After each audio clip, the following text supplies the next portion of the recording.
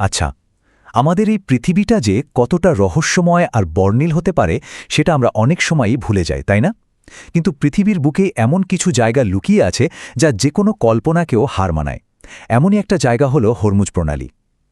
আজকের এই বিশ্লেষণে আমরা হরমুজের এক শ্বাসরুদ্ধকর ল্যান্ডস্কেপের পেছনের বিজ্ঞান আর ইতিহাসটা একটু ঘেঁটে দেখব। এটা কিন্তু কোনো সাধারণ ভূগোলের ক্লাস নয়, বরং বলতে পারেন প্রকৃতির নিজের হাতে আঁকা একটা মহাকাব্যের পাঠ। তো চলুন আর দেরি না করে হরমুজের পাথরের সেই প্রাচীন আর রঙিন ইতিকথাটা উন্মোচন করা যাক। হরমুজ প্রণালীতে পা রাখলে প্রথমেই যে বিষয়টা যে কাউকে চমকে দেবে তা হল এর দৃশ্যপট। অদ্ভুত সব রং, এই কথাটাই আসলে প্রাথমিক সেই বিস্ময়ের অনুভূতিটাকে একেবারে নিখুঁতভাবে তুলে ধরে। সাধারণত পাহাড় বা পাথরের প্রণালী বলতে আমাদের মাথায় প্রথমেই ধূসর বাদামি বা কালচে রঙের একটা ছবি ভেসে ওঠে, ঠিক? কিন্তু হরমুজ প্রণালী আমাদের সেই চিরাচরিত ধারণাকে পুরোপুরি উল্টে দেয়।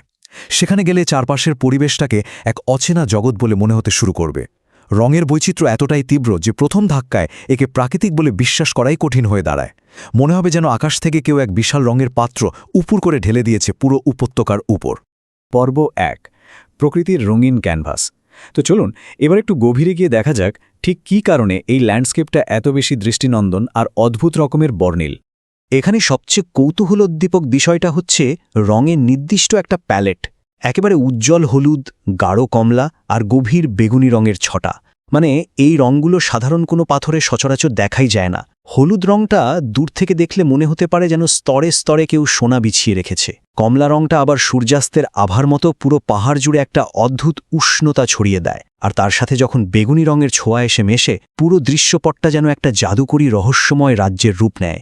এই তিনটে রঙের সংমিশ্রণ এতই নিখুঁত যে এটা কেবল কিছু পাথরের স্তূপ নয়, বরং রঙের এক বিশাল সমারোহ হিসেবে চোখের সামনে ধরা দেয়। আর ঠিক এই কারণেই মূল তথ্যসূত্রটিতে একটা দারুণ তুলনা টানা হয়েছে। হরমুজের এই পাহাড়গুলোকে কেবল শিলাস্তর হিসেবে না দেখে একটা বিশাল, জীবন্ত আর নিখুঁতভাবে আঁকা ক্যানভাসের সাথে তুলনা করা হয়েছে।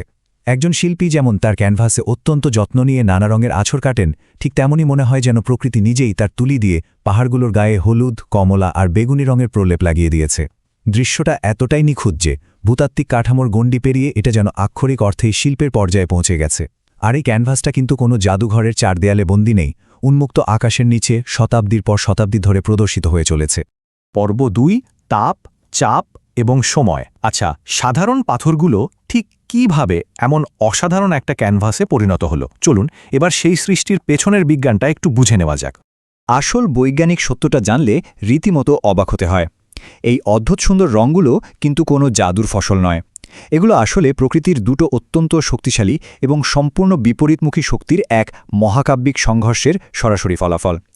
একদিকে রয়েছে আগ্নেয়গিরির গলিত আর তীব্র তাপ, যা পৃথিবীর গভীর থেকে প্রচণ্ড শক্তিতে বাইরের দিকে বেরিয়ে আসতে চাইছে। আর ঠিক উল্টো দিকে রয়েছে সমুদ্রের তলদেশের বিশাল জলরাশির অল্পনীয় চাপ, যা সবকিছুকে নিচের দিকে চেপে ধরে রাখতে চায়। এই তাপ আর চাপের অবিরাম যুদ্ধের ফলেই সাধারণ পাথরগুলোর ভেতরের রাসায়নিক গঠন পুরোপুরি বদলে যায়। খনিজ পদার্থগুলো গলে, মিশে, রূপান্তরিত হয়েই তৈরি করে এই হলুদ, কমলা আর বেগুনি রং, যেন প্রকৃতির নিজস্ব এক বিশাল রাসায়নিক ল্যাবরেটরি। আর এই পুরো ব্যাপারটা যে একদিনে বা এক বছরে ঘটেনি তা তো বুঝতেই পারছেন। সময়ের পরিক্রমায় এটা কিভাবে রূপ নিয়েছে তা একটু খেয়াল করলেই বোঝা যায়। কোটি কোটি বছর আগে প্রথম ধাপে আগ্নেয়গিরির তাপ আর সমুদ্রের চাপের সেই মহাসম্মেলনটা ঘটেছিল। এরপর দ্বিতীয় ধাপে শুরু হয় যুগের পর যুগ ধরে চলা এক নিরলস প্রক্রিয়া। প্রকৃতির নিয়মেই ভাঙন ধরেছে, আর তার সাথে যোগ হয়েছে জলের অবিরাম ক্ষয়কাজ। পানি অত্যন্ত ধীরে ধীরে পাথরগুলোকে কেটেছে, তাদের নতুন আকার দিয়েছে এবং ভেতরের রঙিন স্তরগুলোকে বাইরের আলোতে নিয়ে এসেছে। আর সবশেষে কোটি কোটি বছরের এই নীরব আর ধারাবাহিক প্রক্রিয়ার চূড়ান্ত রূপটাই হল আমাদের বর্তমানের এই তৃতীয় ধাপ, এক বিশাল ভূতাত্ত্বিক ক্যানভাস। প্রকৃতির অসীম ধৈর্যের এর চেয়ে বড় নিদর্শন আর কী হতে পারে? পর্ব ৩, প্রতিটি স্তরের লুকানো গল্প। এবার আমরা দেখব কিভাবে এই পুরো ব্যাপারটা কেবল একটা চোখ জুড়ানো বিস্ময় থেকে এক গভীর ঐতিহাসিক দলিলে রূপান্তরিত হয়। তথ্যসূত্রটি খুব জোরালোভাবে একটা বিষয় আমাদের সামনে তুলে ধরে, আর সেটা হলো হরমুজের এই পাহাড়গুলো নিছকই কিছু প্রাণহীন পাথরের স্তূপ নয়। এগুলো আসলে এক একটা জীবন্ত সংরক্ষণাগার বা আর্কাইভ। আক্ষরিক অর্থেই এগুলোকে সময়ের চিহ্ন হিসেবে সংজ্ঞায়িত করা হয়েছে। যখনই পাহাড়গুলোর দিকে তাকানো হয় তখন কেবল কিছু খনিজের মিশ্রণ দেখা যায় না, বরং পৃথিবীর প্রাচীন ইতিহাসের এক বিশাল ঘড়ি চোখের সামনে ভেসে ওঠে। কোটি কোটি বছর ধরে এই পৃথিবীতে ঘটে যাওয়া প্রতিটি পরিবর্তন, প্রতিটি নীরব মুহূর্ত যেন এই পাথরের গায়ে অত্যন্ত সযত্নে খোদাই করা আছে। ব্যাপারটা আরও গভীরভাবে বিশ্লেষণ করলে দেখা যায় পাথরের এই প্রতিটি একক স্তর যেন নিজেদের মতো করে কথা বলতে পারে। স্পষ্টভাবে তারা তিনটে আলাদা গল্প শোনায়। প্রথমত, সময়ের গল্প, কিভাবে অনন্তকাল ধরে অত্যন্ত ধীর গতিতে একটির পর একটি স্তরের জন্ম হয়েছে। দ্বিতীয়ত, তারা শোনায় ভাঙনের গল্প। এই ভাঙন মানে কিন্তু কেবলই ধ্বংস নয়, বরং পুরনো পাথর ভেঙে নতুন আকার নেওয়ার একটা প্রক্রিয়া। আর তৃতীয়ত, তারা বলে পানির গল্প, সেই জলের গল্প যা যুগ যুগ ধরে অবিরাম বয়ে চলেছে, ক্ষয় করেছে আর এই অসাধারণ ক্যানভাসটিকে একেবারে ভাস্কর্যের মতো নিখুঁতভাবে খোদাই করেছে। প্রতিটি স্তর যেন এই তিন কারিগরের একটি নীরব স্বাক্ষর।